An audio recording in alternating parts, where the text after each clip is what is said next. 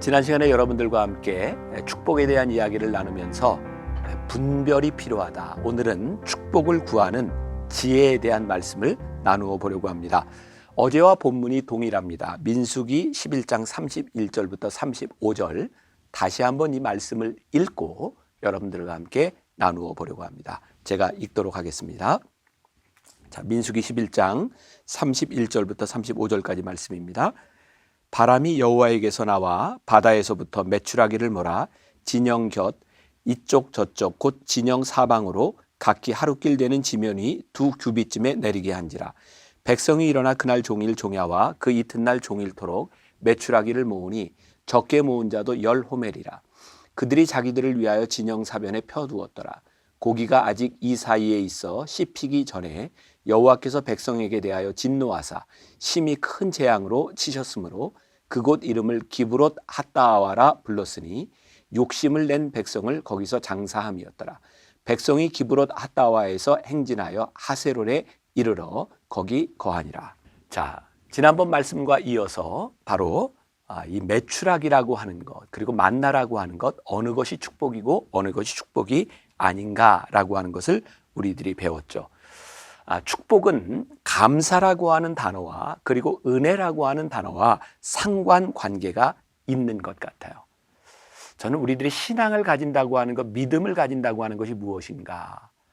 제가 목회를 하면서 늘 깨닫게 되는 것이 있어요. 하나님을 믿는 사람이나 그렇지 않은 사람이나 모든 사람들에게 동일한 일이 일어나고 있다는 거예요. 믿음이라고 하는 것은 무엇이냐면 동일한 상황 가운데서 우리들이 어떤 시각을 가지고 하나님의 관점을 가지고 우리들의 삶을 바라보느냐 바라보지 않느냐에 대한 문제죠.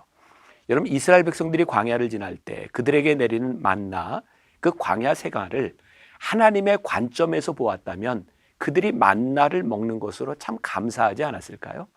또 하나님께서 그들을 바라보며 고기가 필요하면 메추라기를 채워주셨을 텐데 원망하는 것으로 채워주는 것과 하나님의 은혜로 채워주는 것은 다르지 않을까요?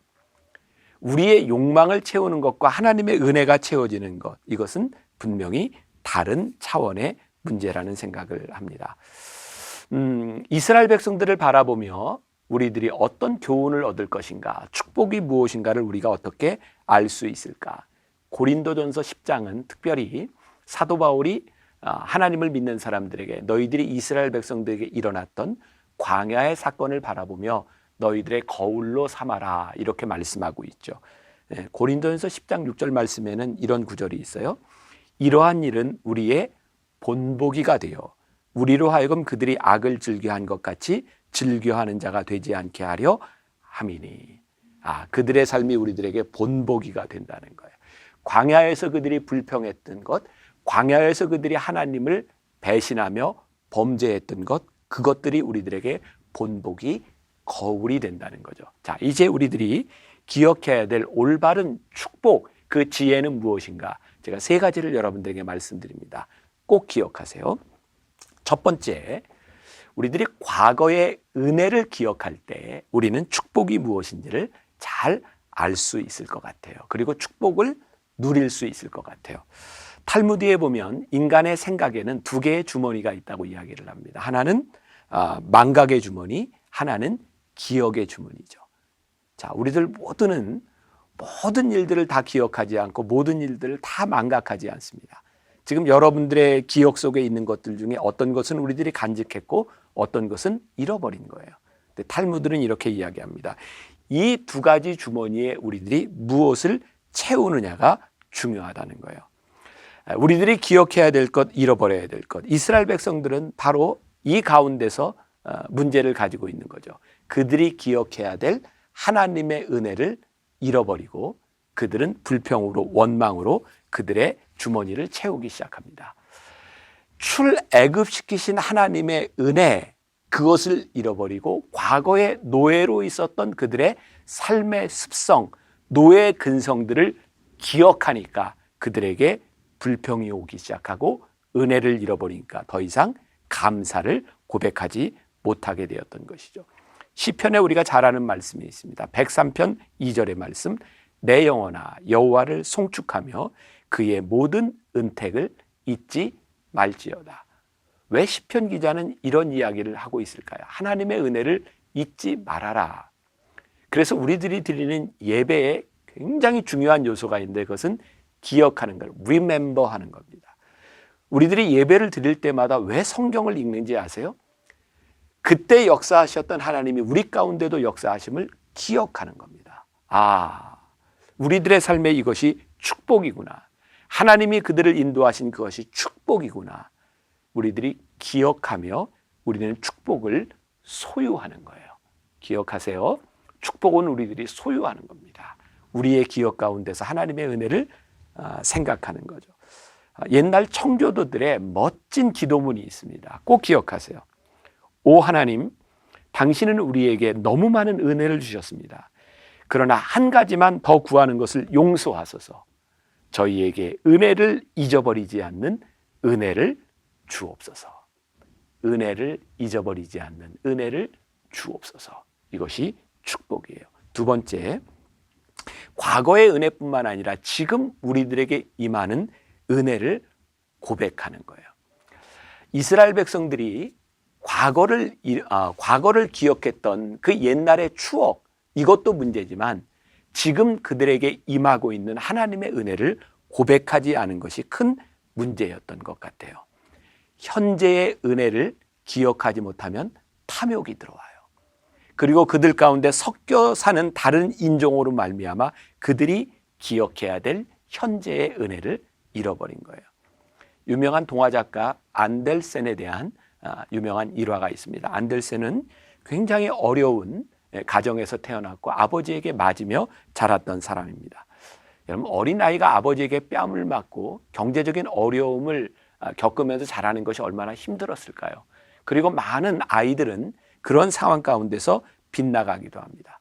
안델센은 제대로 학교 교육도 받지 못한 사람입니다. 그런데 안델센은 어떻게 그렇게 주옥 같은 동화를 쓸 수 있었을까요? 안델센은 이렇게 고백한다고 하죠. 나는 불편한 환경 속에서도 베풀어준 축복을 붙들기로 했다. 그리고 안델센이 썼던 유명한 그런 동화 가운데 우리가 잘 아는 성냥팔이 소녀, 잘 아시죠? 안델센은 그의 삶의 어려운 기억이 아니었다면 이렇게 아름다운 동화를 쓸 수 없었을지 몰라요. 우리가 잘 아는 미운 오리새끼라고 하는 동화도 그는 그의 인생에 미운 오리새끼 같은 삶을 살았기 때문에 그의 경험을 통해 이런 놀라운 동화를 만들 수 있었던 거죠. 어려움, 환경, 고난, 이건 우리들에게 누구나에게 찾아오는 것이지만 그 순간 우리들이 무엇을 붙드는가. 참 어려운 이야기일지 모르지만 지금 여러분들의 삶에 임하는 하나님의 은혜를 붙들 때 우리는 축복된 삶을 살 수 있는 거죠. 세 번째 기억해야 될 것이 있어요. 미래의 약속을 우리들이 붙드는 거예요. 이스라엘 백성이 하나님 앞에 감사하지 못한 이유가 무엇일까요? 힘들었어요. 광야의 시간이 너무너무 어려웠어요. 만일 그들이 광야의 힘든 시간을 지나가면서 미래에 약속하신 가나안 땅을 기억했더라면 그들이 좀 더 견디고 그 시간을 지나갈 수 있지 않았을까요?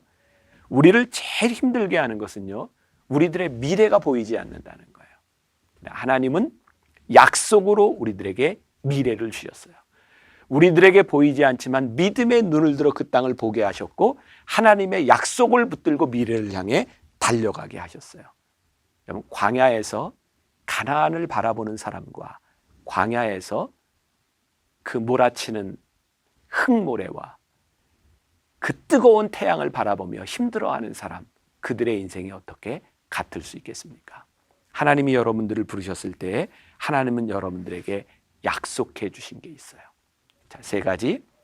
우리의 과거를, 하나님의 은혜를 기억하고 지금 임하는 하나님의 은혜를 고백하고 미래의 약속을 붙들며 살아갈 때 우리는 오늘도 내일도 하나님의 축복을 간증하며 고백하며 살아갈 수 있지 않겠습니까?